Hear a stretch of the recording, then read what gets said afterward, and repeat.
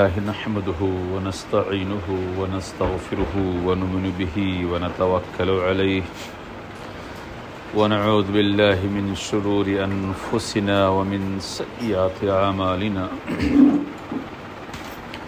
من يهده الله فلا مضل له ومن يضلل فلا هادي له وأشهد أن لا إله إلا الله وأشهد أن محمدا عبده ورسوله أما بعد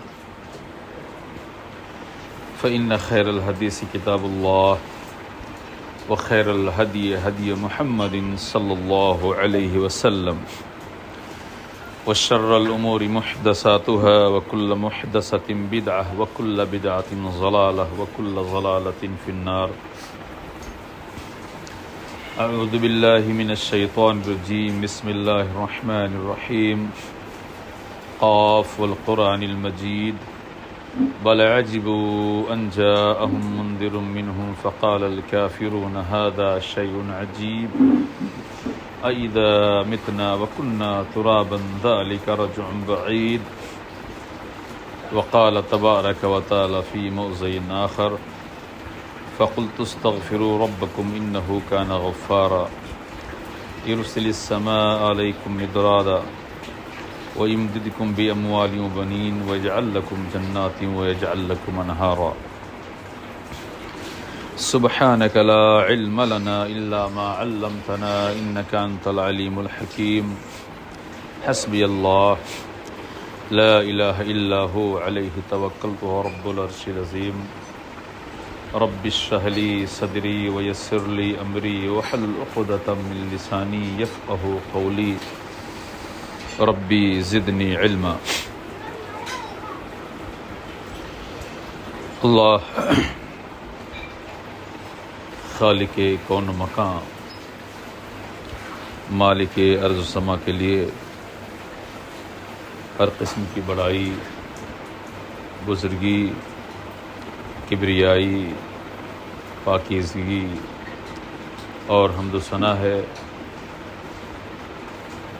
جو ہمارا آپ کا اس کل کائنات کا اکیلا تنہا مربی اور پالنہار ہے، جس کے ہاتھوں میں ہماری آپ کی اور تمام مخلوقات کی جان ہے، جو ہمیشہ سے ہے اور ہمیشہ رہے گا. بعدہ اللہ کے حبیب کبریا، امام الانبیاء، خاتم الرسل، نبی مکرم، رسول معظم، سرد عالم، نبی گرامی، فدا ہو ابی و امی صلی اللہ علیہ وسلم پر بے شمار درود و سلام کہ اللہ نے جنہیں بشیر و نذیر بنا کر مبعوث فرمایا اور جن کے ذریعے اپنے سب سے پیارے دین اسلام کو ہم تک اور آپ تک پہنچایا، صلی اللہ علیہ وسلم. محترم حاضرین گرامی، آج خطبہ مسنونہ کے بعد میں نے سورہ نوح کی چند آیات تلاوت کی ہیں. اگر اللہ کی مدد اور اس کی توفیق شامل حال رہی تو انہی آیات مبارکہ کو انشاءاللہ آج اس خطبہ جمعہ میں موضوع سخن بناؤں گا، اور اللہ رب العالمین نے جو ہدایت کی بات، جو بہتر بات ہم اپنے بندوں کے لیے بیان فرمائی ہے، اس کی وضاحت کروں گا انشاءاللہ. لیکن ایک چیز یہ ہمیشہ ہمارے مد نظر رہنی چاہیے کہ اللہ نے یہ جو سب سے پیارا اور سلونا دین دیا ہے، اس کی خوبی یہ ہے کہ اس دین میں انسانی زندگی اور انسانی سماج کی جتنے مسائل ہیں، تمام مسائل کا حل ہے، اور یہ خود اس کے نام میں پوشیدہ ہے. اسلام جو سلامتی کے معنی میں ہوتا ہے، اسلام کے معنی سلامتی کے ہے. اسلام اپنے ماننے والوں کو اسلام اپنے اپنانے والوں کو ایسے طریقے دیتا ہے، ایسے طریقے بتلاتا ہے، ایسے وظائف بتاتا ہے، ایسے گر بتاتا ہے کہ ان کو اپنا کر انسان اپنے تمام مسائل سے اور اپنی تمام تکلیفوں سے اپنے آپ کو بچا سکتا ہے۔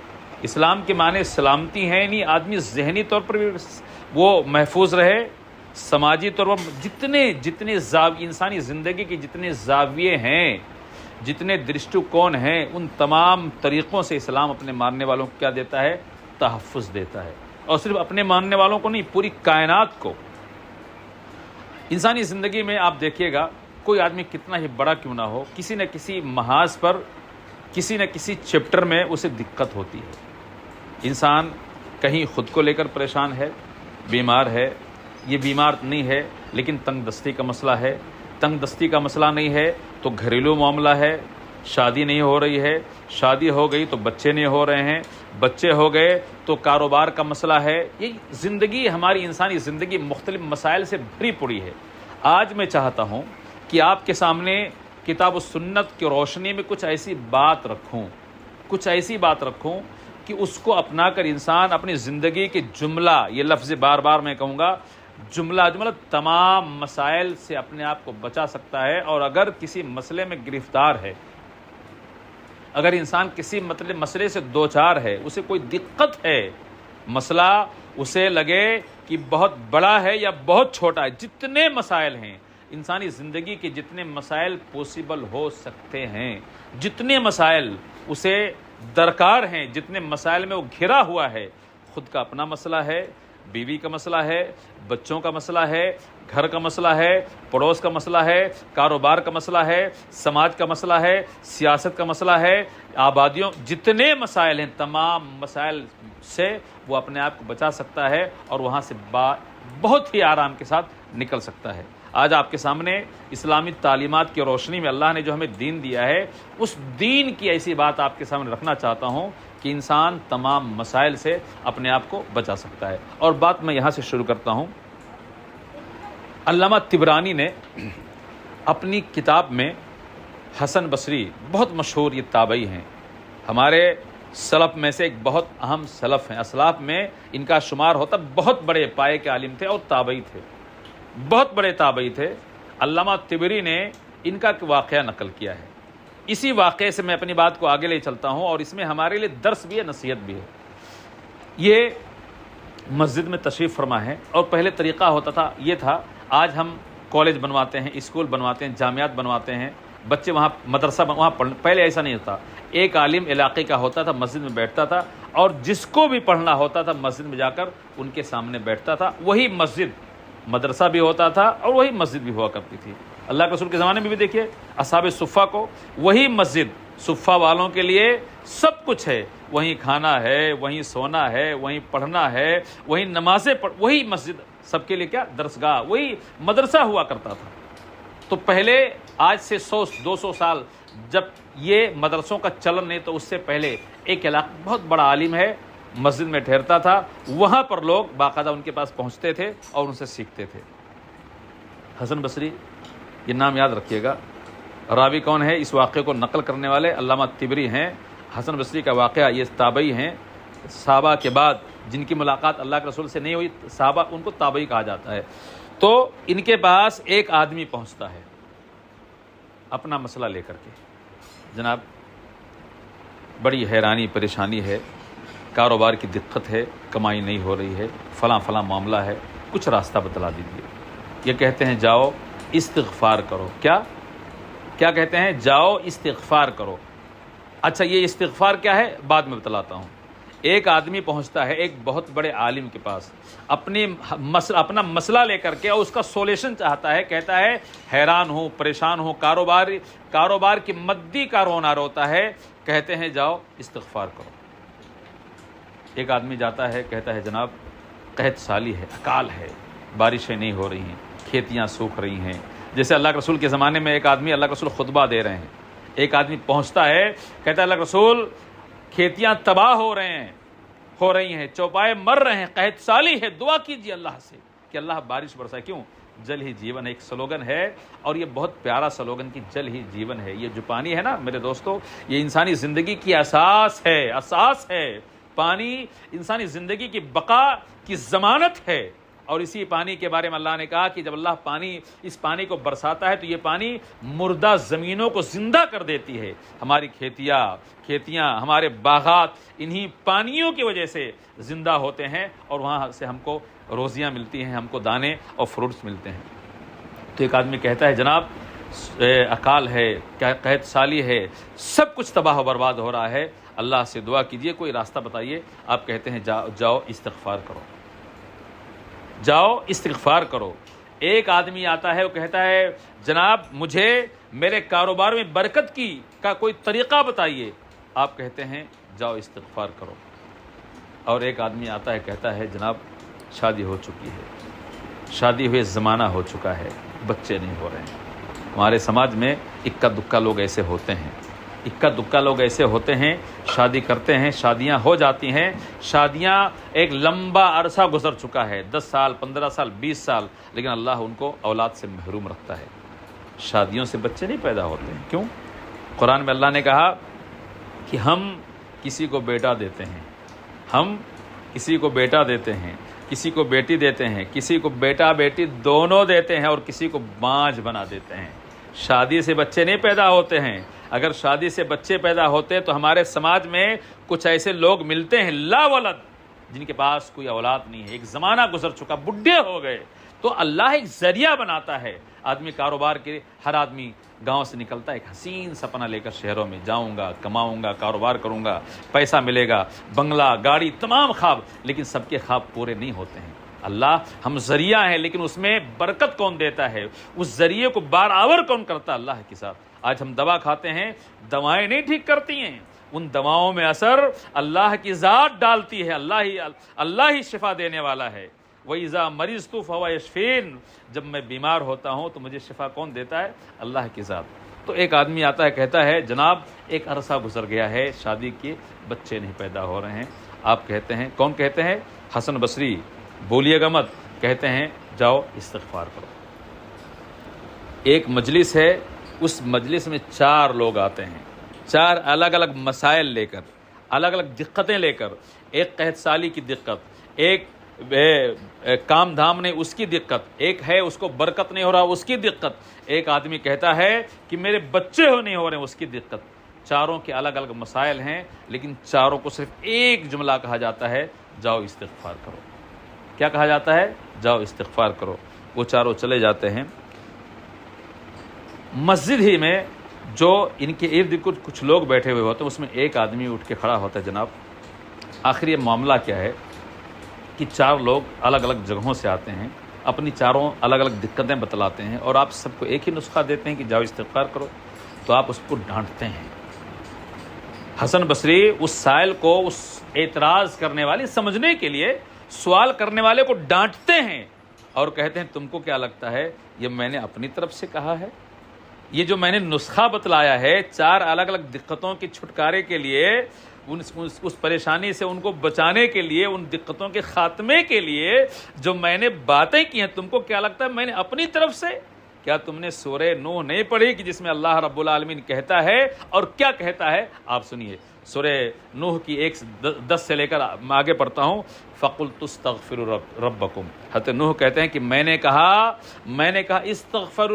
فَقُلْتُ اسْتَغْفِرُوا رَبَّكُمْ، میں نے کہا اپنے رب سے استغفار کرو، انہو کان غفارا، تمہارا رب جو ہے وہ غفار ہے۔ کتنی پیارا جملہ ہے، اپنے رب سے، دوسروں سے نہیں، اپناپن۔ آدمی جو اس کا بھائی ہوتا ہے اس پر کتنا اس کو فخر ہوتا ہے، کتنا اس کو اعتماد ہوتا ہے، اپنے گھر پر، اپنے گاڑی پر، اپنے کھیت پر، اپنے کھلیان پر، اپنے مکان پر، اپنی دکان پر اس کو کتنا حق ہوتا ہے، کتنا اس کو اعتماد ہوتا ہے۔ یہاں اللہ رب العالمین نے یہ اس کے نہیں کہا، اپنے اس رب سے تم استغفار کرو جو تمہارا اپنا ہے، جو تمہاری زندگی کے تمام مسائل، دکھ درد، تمہاری ضرورتوں کو پورا کرنے والا دوسروں کا رب نہیں ہے۔ آدمی دوسروں کے گھروں پہ جاتا تکلف کرتا ہے، کھانے میں، پینے میں، بیٹھنے میں تکلف کرتا ہے، اور اپنا گھر ہو تو پہنچا فوراً، اگر پیاسا ہے تو بیوی کو کہتا ہے پانی لاؤ، یہ اعتماد کون دیتا ہے؟ اپناپن.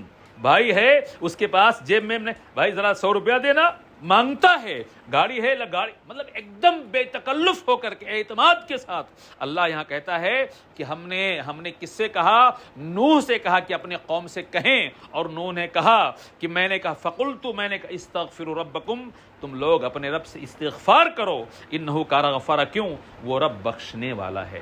یہ جو غفار ہے یہ ہائی لیول کا صیغہ ہے، اس کے اوپر کوئی صیغہ نہیں. یعنی وہ اللہ اتنا بخشنے والا ہے کہ اس کے آگے کوئی نہیں، کوئی مقام نہیں. اللہ تعالیٰ استغفار اور مغفرت کے سب سے ہائی لیول پر ہے، ہائی لیول پر ہے. استغفروا ربکم انہ کان غفارا، تم اس سے استغفار کرو، کیا ہے؟ وہ غفار ہے. اور جب استغفار کرو گے تو اس کے ثمرات کیا ہوں گے، اس کے فوائد کیا ہوں گے؟ آگے ہے یرسل السماء علیکم مدرارا. جب استغفار کرو گے نا تو اس کا نتیجہ یہ ہوگا یرسل السماء علیکم مدرارا، وہ آسمان سے تمہارے اوپر موسلا دھار بارشیں نازل کرے گا. اللہ اکبر. ایک آدمی آتا ہے وہی کہ قحط سالی ہے، خشکی ہے، اکال ہے، بارشیں نہیں ہو رہی ہیں، مویشی تباہ ہو رہے ہیں، کھیتیاں تباہ ہو رہی ہیں، علاج بتائیے. حسن بصری کہتے ہیں استغفار کرو. یہاں اللہ کہتا ہے فَقُلْتُ اسْتَغْفِرُوا رَبَّكُمْ، استغفار کرو اپنے رب سے، انہو کان غفارا، وہ غفار ہے. استغفار تمہاری مغفرت کرنے والا ہے، تمہاری بخشش کرنے والا ہے. اور جب وہ بخشش کر دے گا تو انعام میں تم کو کیا ملیں گے؟ اللہ فرماتا ہے یرسل السماء علیکم مدرارا. جس سے اللہ راضی ہو جاتا ہے نا، جس سے اللہ خوش ہو جاتا ہے، جس سے اللہ محبت کرنے لگتا ہے، اور اللہ اپنے بندوں سے محبت کرتا ہے. یہ کوئی خالی خولی بات نہیں ہے. اللہ اپنے بندوں سے محبت کرتا ہے، اس کا ثبوت ہے. قرآن حدیث میں ہے کہ اللہ جب کسی بندے سے محبت کرتا ہے تو صرف تنہا محبت نہیں کرتا ہے، خود محبت کرتا ہے، اپنے فرشتوں کے سامنے اس محبت کا اظہار کرتا ہے، اور فرشتے بھی اس بندے سے محبت کرنے لگتے ہیں. اور آسمانوں کی بلندی پر جتنے فرشتے ہیں سب کے سب اس بندے سے محبت کرتے ہیں. اور اس کے بعد اس محبت کو اس زمین پر روئے زمین پر اتار دیا جاتا ہے، اور یہاں کے لوگ بھی اس بندے سے محبت کرتے ہیں. تو محبت کرنا اللہ کی بندے سے ثابت ہے، اور جس سے اللہ محبت کرتا ہے من کان للہ کان اللہ لہ، جو اللہ کا ہو جاتا ہے اللہ اس کا ہو جاتا ہے. اور جس کا اللہ ہو جاتا ہے، اس دنیا نے اور دنیا کی تاریخ نے ایسے ایسے نمونے دیکھے. آپ دیکھیے ایک شعر ہے کہ نارے نمرود میں پھینکے گئے جس وقت خلیل، اللہ کی محبت کی، اور اللہ جس سے محبت کرتا ہے اس کو کیسے بچاتا ہے. اس سے پیاری مثال اور کیا ہو سکتی ہے؟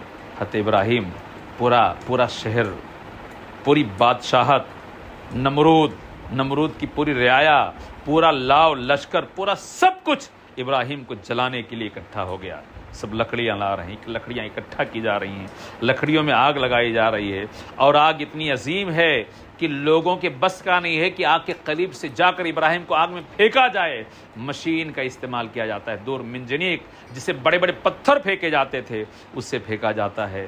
میرے دوستو، شاعر کہتا ہے نارے نمرود میں ڈالے گئے جس وقت خلیل، پھول بن بن کے شراروں نے قدم چوم لیا. اللہ کہتا ہے یا نار کونی بردم و سلاما علی ابراہیم، اے آگ ٹھنڈی ہو جا، اے آگ ٹھنڈی ہو جا، سلامتی والی، کسی طرح کی کوئی دقت میرے ابراہیم کو، میرے خلیل کو، اللہ نے ابراہیم کو اپنا دوست بنا لیا.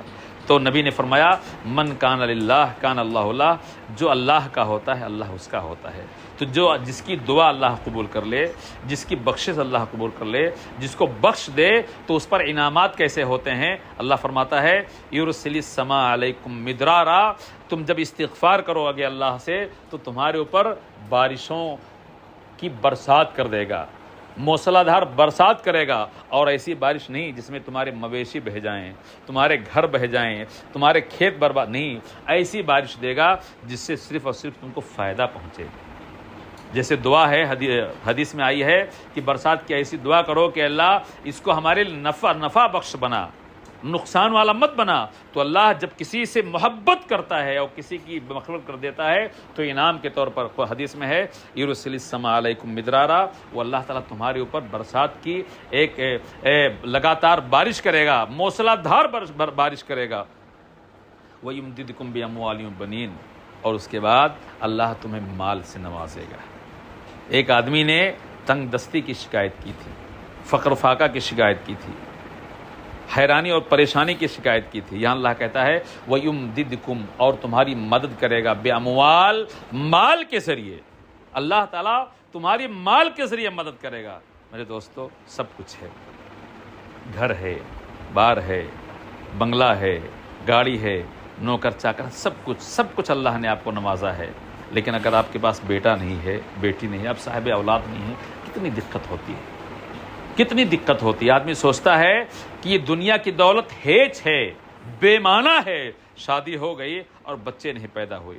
ایسی عورتوں کو جنہیں لوگ بانجھ ہونے کا طعنہ دیتے ہیں نا، وہ بچے کے لیے کیا کیا نہیں کر گزرتی ہیں، کیا کیا نہیں کر گزرتی ہیں۔ آپ دیکھیے ایسی عورتیں، آپ ان سے کچھ بھی کرا لیجئے، لوگ تانترک کے پاس جاتے ہیں، باپوؤں کے پاس جاتے ہیں، الٹی سیدھی حرکتیں کرتے ہیں، کس کے لیے؟ ایک بچے کے لیے۔ کیوں؟ اگر گھر میں کوئی آپ کا وارث نہیں ہے، آپ کے نسب کو، آپ کے نام کو آگے بڑھانے والا نہیں، پوری دولت ہیچ ہے۔ اللہ کہتا ہے صرف دولت نہیں دیں گے، جب آپ استغفار کرو گے، صرف دولت نہیں، اللہ برسات کرے گا، آپ کو سوکھا نہیں رہنے دے گا، بارش کی جو ضرورت ہے وہ بھی پورا کرے گا، آپ کو مال دے گا، اور مال کے بعد وَيُمْدِدْكُمْ بِأَمْوَالٍ وَبَنِينَ، اللہ تمہیں اعلی اولاد سے بھی نوازے گا۔ بنین یہاں بیٹوں کے معنی میں، لیکن اس میں سب ہے، اللہ جسے چاہتا بیٹا دیتا ہے، سب تمام چیزیں۔ اور اس کے بعد وَيَجْعَلْ لَكُمْ جَنَّاتٍ وَيَجْعَلْ لَكُمْ أَنْهَارًا، اور اس کے بعد اللہ تمہیں باغات دے گا۔ یہ انسانی جبلت ہے۔ آج اللہ نے اگر کسی کو نواز دیا، کسی کو پیسہ دے دیا، تو آبادیوں سے نکل کر باقاعدہ ایک فارم ہاؤس بناتا کہ نہیں بناتا ہے؟ 1-2-4 ایکڑ کی جگہ لیتا ہے، اس کی باؤنڈری کراتا ہے، کونے میں گھر بناتا ہے، اور چاروں طرف باقاعدہ کیاریاں، پھول اور اس طرح کا سجاوٹ کراتا ہے۔ کیوں؟ آنکھوں کو بھلی لگے۔ اسی لیے آپ دیکھیں گے جنت کی جہاں تعریف کی گئی ہے، وہاں اللہ نے کہا کہ ہم جنتیوں کو جو گھر دیں گے نا، نیچے سے نہریں، جھرنے جاری ہوں گے اور باغات ہوں گے۔ ایک آپ کا تصور دیکھیے، باقاعدہ بہت بڑا کاروبار ہے، ٹاپو مطلب ہلز پہ باقاعدہ چھوٹے چھوٹے بنگلے بنائے اور گھیرا جاتا ہے، وہاں پھول اور تمام چیزیں۔ آدمی اس کو خریدتا ہے، ویکینڈ پہ جاتا ہے، ہفتے کے آخری 1-2 دن وہاں گزارنے جاتا ہے۔ زندگی شہروں کی دوڑ دھوپ سے باقاعدہ اپنے آپ کو تھوڑا ایک دم انجوائے لینے کے لیے، اپنے آپ کو تھوڑا فری کرنے کے لیے، ایک نیا اپنے آپ کو ریچارج کرنے کے لیے آدمی جاتا ہے۔ تو اللہ کہتا ہے کہ صرف مال نہیں دیں گے، صرف اولاد نہیں دیں گے، تم کو باغات بھی دیں گے، چاہے اس دنیا کے باغات، کھیتیاں ہوں، باغات ہوں، یا اللہ تعالیٰ نے جو جنت کے، اور جنت کا معنی ہی کیا ہوتا ہے؟ باغ کے معنی ہوتا ہے۔ جنت کا معنی جانتے ہیں؟ باغ، یعنی اللہ تعالیٰ جنتیوں کو جو گھر دے گا نا، جہاں تک اس کی نگاہ آ جائے گی، تا حد نگاہ سب اسی کا ہوگا۔ جس پیڑ کی کلپنا کرے گا، جس پیڑ کی توقع کرے گا، وہ پیڑ بھی، وہ پھل بھی۔ آپ بیٹھے ہو، آپ جو چیز چاہو گے، قرآن نے کہا کہ ہم ان کے خواہشات کا بھی، اللہ ہمارے خواہشات کا بھی احترام کرے گا۔ جو ہم چاہیں گے وہ بھی اللہ دے گا، اور جو ہماری زبان ہم سے کہلوائیں گے، اللہ وہ بھی ہم کو دے گا۔ تو اللہ کہتا ہے کہ صرف برسات نہیں، صرف مال نہیں، ہم تمہیں وَيَجْعَلْ لَكُمْ جَنَّاتٍ وَيَجْعَلْ لَكُمْ أَنْهَارًا، ہم تمہیں باغات بھی دیں گے، کھیتیاں بھی دیں گے، اور کھیتیوں کی سیرابی کے لیے خالی کھیت ہو، آپ جائیے مراٹھواڑہ سائڈ میں، گھاٹ کی سائڈ میں، یہ راجستھان ریگستان کی سائڈ میں، ایسے علاقے، یہ ہمارا ساؤتھ گجرات کیوں بہت ڈیولپ ہے؟ اس لیے کہ یہاں گنے کی کھیتیاں، سبزیاں، یہ تمام چیزیں بڑی آسانی کے ساتھ اگتی ہیں۔ کیوں؟ نہروں کا ایک جال ہے، پانی کا ایک سسٹم ہے، آپ کو پانی کی دقت نہیں ہے، اور کھیتیوں کے لیے پانی ہی زندگی ہے۔ آپ کے پاس کئی ایکڑ ہوں، آپ یہ جائیے نواپور سائڈ، یہ جو جائیے جہاں پر پانیوں کا انتظام، ان زمینوں کو لے کر آپ کیا کریں گے؟ اگر آپ کسان ہیں یا کھیتی کرنا آج یہ 50-100 سالوں سے زمینوں کی ویلو بڑھ گئی ہے، لیکن آپ جائیے 200 سال انہی زمینوں کی ویلو ہوا کرتی تھی جہاں پانی کی رسائی آسان ہوتی تھی، جہاں کسان کو پانی دستیاب ہوتا تھا، ورنہ بیہڑ ببول کے پیڑ اگاتے تھے، وہاں کوئی آدمی کام نہیں کرتا تھا۔ تو اللہ کہتا ہے وَيَجْعَلْ لَكُمْ جَنَّاتٍ، اللہ تمہیں باغات تمہارے لیے بنائے گا، وَيَجْعَلْ لَكُمْ أَنْهَارًا، اور ان باغات کی سیرابی کے لیے، ان کھیتیوں سے تم فائدہ حاصل کر سکو، اس کے لیے نہریں بھی جاری کر دے گا۔ تو یہ فائدہ ہے استغفار کا۔ اچھا، استغفار کہا کس کو جاتا ہے؟ سنیے، استغفار کا معنی یہ ہوتا ہے کہ بندہ اللہ سے اپنی مغفرت کی اپیل کرے، اپنی بخشش کی اپیل کرے. اور استغفار کا سب سے چھوٹا جو سنٹنس ہے نا، اتنا آسان ہے اور اتنا لوگ پری ہے اور اتنا بولا جاتا ہے کہ ہر خاص و عام اس کو جانتا ہے، استغفر اللہ، استغفر اللہ. اسی لیے نماز جیسی اہم عبادت کے بعد آدمی جب اپنے آپ کو نماز سے فری کرتا ہے، اللہ کی کبریائی کے بعد، اللہ اکبر، یہ اللہ کی کبریائی کا اعلان ہے. اس کے بعد جو دعا ہمیں سکھائی گئی، ہماری زبان پر آتی ہے، وہ کیا ہے؟ آپ سلام پھر آپ کیا پڑھتے ہو؟ السلام علیکم ورحمۃ اللہ، السلام علیکم ورحمۃ اللہ، اللہ اکبر، استغفر اللہ، استغفر اللہ، یہی استغفار ہے. استغفار کا سب سے چھوٹا جملہ ہے. آپ چلتے رہیے، آپ کاروبار کر رہے ہیں، بیٹھے ہیں دکان پہ، کہیں بھی ڈرائیونگ کر رہے ہیں، آپ کی زبان فری ہے، استغفر اللہ، استغفر اللہ، استغفر اللہ. ایک حدیث آپ کو سنا دیتا ہوں، یہ تو قرآن کی بات تھی. ایک حدیث ہے حضرت عبداللہ ابن عباس رضی اللہ تعالیٰ عنہ کی روایت ہے. بس 5 سے 7 منٹ میں انشاءاللہ خطبہ ختم کر دوں گا. ان کی روایت ہے، حدیث میں ہے، صحیح روایت ہے، ابو داؤد کی روایت ہے. علامہ ابن باز نے اس کو صحیح کہا ہے، من لزم الاستغفار، جو بھی بندہ استغفار کو لازم بنا لے، اپنی زندگی کا اٹوٹ حصہ، چولی دامن کا حصہ، جسے ہم اپنے زبان، ہم بولنے والے ہیں، ہم بولتے ہیں، ہمارا بولنا ہی ہم کو گونگوں سے ممتاز کرتا، الگ کرتا ہے. یعنی جسے زبان بولنا ہماری زندگی کا ایک حصہ ہے، کھانا پینا چلنا پھرنا، ایسے آدمی استغفار کو اپنی زندگی کا حصہ بنا لے. یعنی جب بھی اسے موقع ملے وہ استغفار کرتا، استغفر اللہ کہتا رہے. حدیث میں ہے، من لزم الاستغفار، جو استغفار کو لازم بنا لے. ایسا نہیں کہ صبح ایک مرتبہ شام کو نہیں، جب بھی اس کو موقع ملے. یعنی استغفار سے اس کو اتنی محبت ہو جائے، چلتے پھرتے، اٹھتے بیٹھتے، سوتے جاگتے، جہاں بھی اس کو موقع ملا استغفار سے استغفار کرتا رہتا ہے. من لزم الاستغفار جعل اللہ لہ من کل ہم فرجا، اللہ تعالیٰ اسے ہر غم سے نکلنے کا راستہ بتا دیتا ہے. من لزم الاستغفار جعل اللہ لہ من کل ہم فرجا، ہر مشکل سے نکلنے کا راستہ، ومن کل ضیق مخرجا، اور ہر دکھ درد سے نکلنے کا راستہ. یعنی آپ دکھ میں ہو، تکلیف میں ہو، ٹینشن میں ہو، پریشانی میں ہو، مصیبت میں ہو، چاہے وہ ذہنی ہو، چاہے جسمانی ہو، چاہے مالی ہو، کوئی بھی معاملہ، A to Z جتنے مسائل ہیں جس سے آپ ڈسٹرب ہیں، دوچار ہیں، آپ پریشان ہیں، ان تمام مسائل سے، چاہے دشمنوں کا معاملہ ہو یا کاروبار، کوئی بھی معاملہ، جتنے دکھ ہیں، بیماری ہے، کوئی بھی چیز، تمام بیماریوں، پریشانیوں، مشکلوں، دقتوں، تکالیف، مسائل، مصائب، تمام سے اللہ تعالیٰ نکلنے کا راستہ دے دیتا ہے، اس کے لیے کشادگی پیدا کر دیتا ہے. وَرَزَقَهُ مِنْ حَيْثُ لَا يَحْتَسِبُ، اور سب سے بڑی بات، اللہ اسے ایسی جگہوں سے روزی دیتا ہے کہ وہ تصور نہیں کر پاتا ہے. یعنی اس کے وہم و خواب و خیال میں بھی نہیں ہوتا ہے، اس کے وہم و گمان میں بھی نہیں ہوتا ہے کہ مجھے یہاں سے نوکری کا آفر آ جائے گا، مجھے یہاں سے کمائی کا بڑا ذریعہ مل جائے گا، مجھے یہاں سے ٹینڈر مل جائے گا، مجھے یہاں سے اتنی کمائی ہو جائے گی، اتنی ارننگ ہو جائے گی. یعنی آدمی سوچ بھی نہیں پاتا ہے. اللہ تعالیٰ ایسی جگہوں سے، ایسے زاویوں سے، ایسے طریقوں سے اللہ تعالیٰ اسے مالا مال کر دیتا ہے کہ وہ کلپنا تک نہیں، یعنی اس کا دماغ بھی وہاں نہیں جاتا ہے کہ کبھی یہاں سے مجھے کمائی ہو سکتی. اللہ تعالیٰ اس کو دے دیتا ہے. کب؟ یہ کس کی برکتیں ہیں؟ استغفار کی برکتیں ہیں. اور استغفار کیا ہے؟ سب سے چھوٹا جملہ کیا ہے؟ استغفر اللہ. اور ایک دعا، وہ بھی استغفار کی ہی دعا ہے، وہ نماز کے آخر میں ہم پڑھتے ہیں، اور اسی کو پڑھ کے ہم نماز کو ختم کرتے ہیں. رب اللہم انی ظلمت نفسی ظلما کثیرا ولا یغفر الذنوب الا انت فاغفر لی مغفرتا من عندک وارحمنی انک انت الغفور الرحیم. یہ بھی ہے. لیکن ایک دعا جو استغفار کی جتنی دعائیں ہیں سب کی سردار ہے، جس کو سید الاستغفار کہا جاتا ہے. دعا کی تمام کتابوں میں یہ دعا آپ کو ملے گی. آپ گوگل پہ جائیے، یوٹیوب پہ جائیے، آپ سرچ کیجئے، یہ دعا مل جائے گی. اس کی فضیلت کیا ہے؟ حضرت شداد ابن اوس رضی اللہ تعالیٰ عنہ اس حدیث کے راوی ہیں. یہ صحیح روایت ہے کہ اللہ کے رسول نے فرمایا، جو بھی بندہ ایمان و یقین کے ساتھ، ایمان کیا ہے کہ میرے پیارے نبی نے کہہ دیا، یقین کیا ہے؟ جو کہا وہ ہوگا. ایمان و یقین کے ساتھ صبح کے وقت اس سید الاستغفار یعنی استغفار کی جتنی دعائیں ہیں تمام دعاؤں میں سب سے ٹاپ کی دعاؤں کی سردار یہ دعا ہے. اس کو صبح کے وقت صرف ایک مرتبہ یہ ایمان و یقین کے ساتھ پڑھ لے، اور شام ہونے سے پہلے اگر موت ہو گئی، مرنا تو ہے ہی، ہم ہوئے تم ہوئے کہ میر ہوئے، ہم ہوئے تم ہوئے کہ میر ہوئے، سب اسی موت کے اسیر ہوئے. کسی نہ کسی وقت مرنا ہے، اور مرنا ہے ہی. ہم نے اپنے بزرگوں کو، محلے کے لوگوں کو، کتنے لوگوں کو ہم نے اپنے کندھوں پہ اٹھایا ہے اور زمین کے نیچے دفن کیا ہے. تو حدیث میں ہے کہ جو صبح کے وقت اس استغفار، سید الاستغفار، اس دعا کو پڑھ لے، شام سے پہلے شام تک اگر اس کی موت ہو جاتی ہے تو جنتی ہے.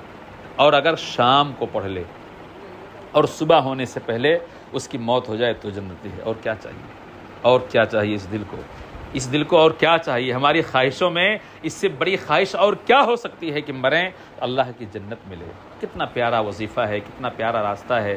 اس سے زندگی کے مسائل بھی حل ہوں گے، دکھ درد، مال و دولت کی دقتیں بھی ختم ہوں گی. اللہ سے جو مانگیں گے اللہ دے گا. لیکن ایک بڑا فائدہ یہ ہے کہ اگر مر گئے، مرنے کا کوئی بھی وقت ہو سکتا ہے، رات دن کے علاوہ کوئی دوسرا معاملہ نہیں ہوگا. صبح پڑھے شام سے پہلے مر گئے، شام کو پڑھے صبح سے پہلے مر گئے. ایک ایسی دعا جس کو یاد کیجئے گا، لازم بنائیے گا.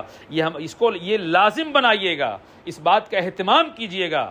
ہم یاد کر لیں، ہمارے بال بچے، ہمارے گھر کی عورتیں یاد کر لیں، اور صبح و شام اس کو ہم پڑھیں، اپنی زندگی کا لازم حصہ بنا لیں. اس دعا سید الاستغفار میں آپ کے سامنے پڑھتا ہوں. بڑی چھوٹی سی دعا ہے، تقریباً 40 سے 45 منٹ میں یہ دعا ختم ہو جاتی ہے. بہت آسانی کے ساتھ اس کو آپ یاد کر سکتے، نہ یاد ہو تو اس کو پڑھ سکتے ہیں. اللہم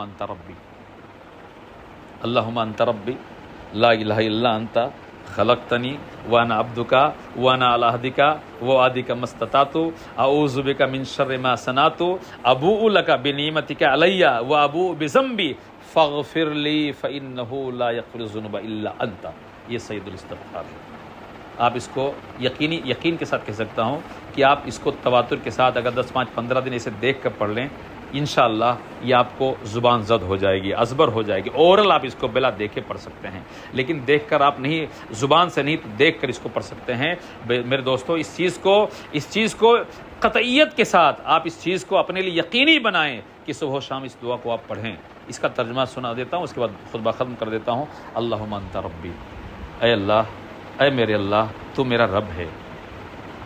تو میرا، وہاں بھی تھا فَقُلْتُ اسْتَغْفِرُوا رَبَّكُمْ، میں نے کہا تم پکارو اپنے رب کو. یہاں بھی ہے اللہم انت ربی، اے اللہ، اے میرے اللہ، اے میرے اللہ، اے میرے اللہ، انت ربی، تو میرے رب ہے، تو میرا پالن ہار ہے، پالنے پوسنے والا. لا الہ الا انت، تیرے علاوہ کوئی معبود نہیں، کوئی لائق عبادت نہیں.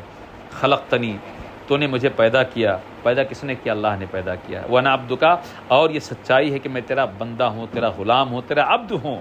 اللہم انت ربی لا الہ الا انت خلقتنی وانا عبدک وانا علی عہدک ووعدک ما استطعت، اور طاقت بھر، اے میرے اللہ، طاقت بھر جو میں نے تجھ سے وعدہ کیا ہے، عہد و پیمان کیا ہے. اور جائیے عالم ارواح میں جائیے، ہم نے اللہ سے وعدے کیے ہیں. اللہ تو ہی میرا رب ہے. اللہ نے پوچھا تھا، ہم نے کہا تھا کیوں نہیں، تو ہی ہمارا رب ہے.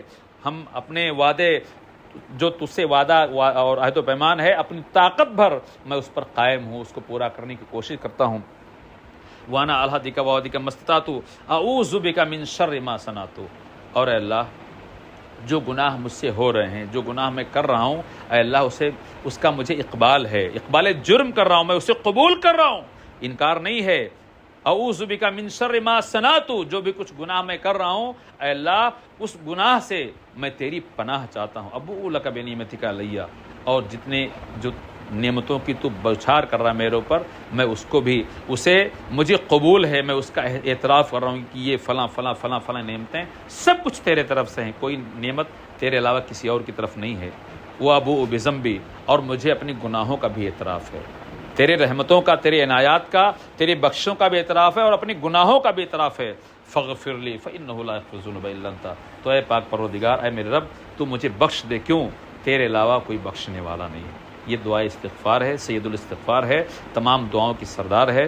ہم اس کو یقینی بنائیں، لازمی بنائیں کہ یہ دعا ہمیں بھی یاد ہونی چاہیے، ہمارے گھر کی عورتوں کو بھی یاد ہونی چاہیے، ہمارے بچوں کو بھی یاد ہونی چاہیے، ہمارے بچیوں کو، اور سب کو اس بات کی تلقین کیا جائے۔ یہی میرے دوستو حاصل جمعہ ہو سکتا ہے، اس جمعہ کے خطبے کا ہمارے ہاں موجودگی کا ایک حاصل ہو سکتا ہے میرے دوستو، کہ اگر یہ دعا ہم یاد کر لیں اور آج کے بعد اس چیز کو لازم بنائیں کہ ایک بھی دن ایسا نہیں گزرے، ایک صبح ایسی نہیں گزرے، ایک شام ایسی نہ گزرے کہ کم سے کم ایک مرتبہ ہم اس کو نہ پڑھیں، روزانہ پڑھیں، صبح پڑھیں، شام پڑھیں، صبح پڑھیں، شام پڑھیں، اور اس کے علاوہ استغفر اللہ استغفر اللہ استغفر اللہ ربی واتوب الیہ۔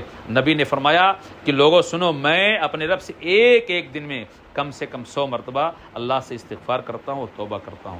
وہ بخشائے تھے اور انہوں نے کوئی گناہ بھی نہیں کیا، اور ہم تو گناہوں کے ایک دم پتلے ہیں، صبح شام ہم سے گناہ ہوتے ہیں میرے دوستو۔ یہ اللہ کا رحم ہے، کرم ہے، اللہ کی مغفرت ہے کہ وہ ہمارا مواخذہ نہیں کر رہا ہے، ہمیں موقع دے رہا ہے کہ توبہ کرو میرے دوستو۔ تو ہمیں توبہ کرنا چاہیے، استغفار کرنا چاہیے، اور یہ جو میں نے دعا سکھائی اس دعا کو یاد کیجیے۔ اللہ تعالی ہماری زندگیوں میں اپنی رحمتوں کی بوچھار کرے، بہاریں لائے، ہمیں خوشحالی دے۔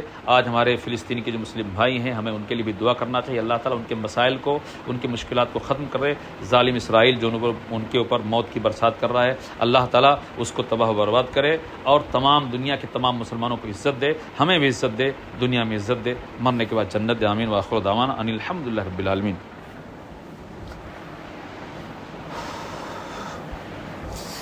الحمد لله نحمده ونستعينه ونستغفره ونؤمن به ونتوكل عليه ونعوذ بالله من شرور أنفسنا ومن سيئات أعمالنا من يهده الله فلا مضل له ومن يضلل فلا